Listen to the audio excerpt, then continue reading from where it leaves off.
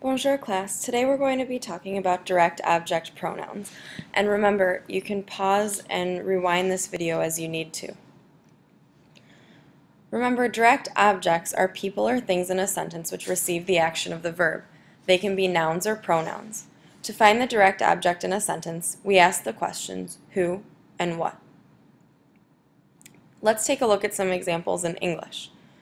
Raquel loves ice cream. What does she love? Ice cream. Ice cream is the direct object. Suzanne likes dogs. Who does Suzanne like? Dogs. Dogs is the direct object.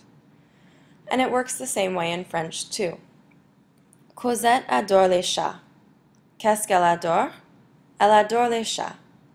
Les chats est l'objet direct. Henri aime Marie. Qui est-ce qu'il aime? Il aime Marie. Marie est l'objet direct. In those examples, we use direct object nouns, and French and English have the same placement for direct object nouns. And it goes like this: subject, verb, direct object noun. So in English, I love Bob, and in the same, in French, j'aime Bob. Direct object nouns are replaced with direct object pronouns, and in this video and in class we'll be calling direct object pronouns DOPs. So, I love Bob. Bob, the direct object noun, is replaced with the DOP him, so the sentence becomes I love him. It's the same in the next example. Loïc eats strawberries. Loïc eats them. Them is the DOP. So let's look at some more examples and see what you notice. Thomas regarde la télé. Qu'est-ce que Thomas regarde? Il regarde la télé. Il la regarde. Est-ce qu'il regarde les films? Non, il ne les regarde pas. Marie choisit un crayon. Qu'est-ce qu'elle choisit? Elle choisit un crayon. Elle le choisit. Est-ce qu'elle choisit un stylo? Non, elle ne le choisit pas. So hopefully you noticed a few things about direct object pronouns, but let's break it down a little bit. The direct object pronoun must agree with the noun that it replaces in gender and number. So if the noun that the DOP replaces is singular and masculine, we use le. If it is singular and feminine, we use la.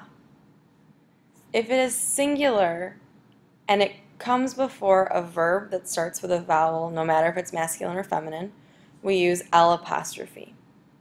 And if the noun is plural, we choose les. And remember, these pronouns can replace both people and things. So I'd like you to pause the video now and do numbers 1 through 8. You should choose the correct direct object pronoun. When you're finished, press play and you'll see the answers.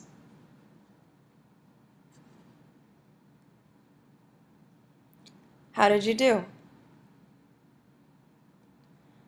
Now let's talk about the placement of the direct object pronouns. I hope you noticed that the direct object pronoun, le, la, les, and also l'apostrophe, they are always placed before the verb in French. So je mange la pomme becomes je la mange. In English, however, it's different. We put the DOP after the verb.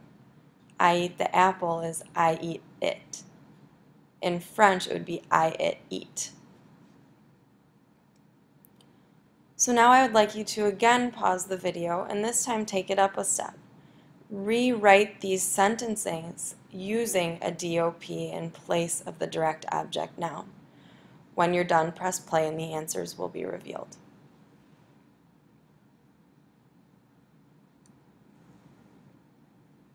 Here you go. So let's talk about it a little bit more in depth. What if we want to use DOPs with negative statements? What we do is we place the direct object pronoun between the ne or n apostrophe and the verb. So our sentence becomes je ne les mange pas and je ne l'aime pas. That star is to remind you that we use that L apostrophe if it comes before a vowel. And now what if we have more than one verb? We have several compound forms of sentences. So in this case, the DOP is placed right before the infinitive.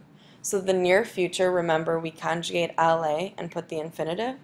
So our sentence is je vais le porter.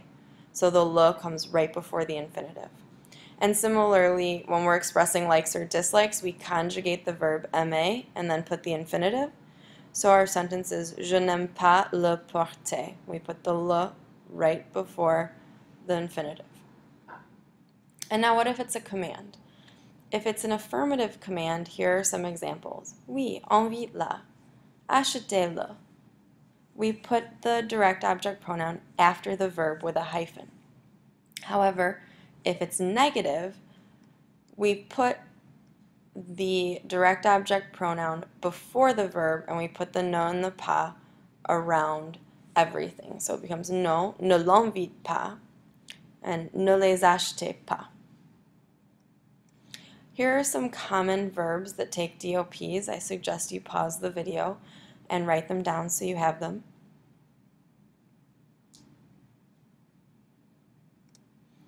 And then besides just saying it or them, we can also use DOPs to refer to me, you, us, or you plural.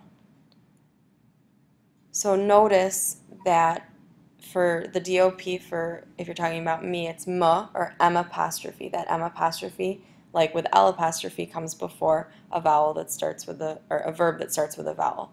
Same for te, it becomes T apostrophe. Nous is nous and vous is vous. And then we already discussed le, la, L apostrophe, and les. So here are some examples of how they're used. Il me connaît. Sylvie m'aide. So no matter what your subject is, you conjugate your verb for that subject, and then you put the direct object pronoun that you are referring to where it's placed, like we discussed earlier. Gérard te connaît, elle t'aime. Notice again, your verb is conjugated for your subject, not for your direct object pronoun. Tu nous invites, je vous invite, and then no more examples for the other four because we've done several already. Now these have a slight change for the commands. The me changes to moi, but again the placement is the same. Invite-moi à la boum, aide-moi s'il te plaît, aidez-nous s'il vous plaît. So again that me changes to moi. But if it's negative, it changes back to me or M apostrophe, and it goes back before the verb. Ne m'invite pas à la boum, ne m'aide pas, ne nous aidez pas. And again, remember, it's conjugated for the subject, not for the DOP. Fun. Thanks again, and if you need to watch it again, feel free, and if you have any questions, please come ask me.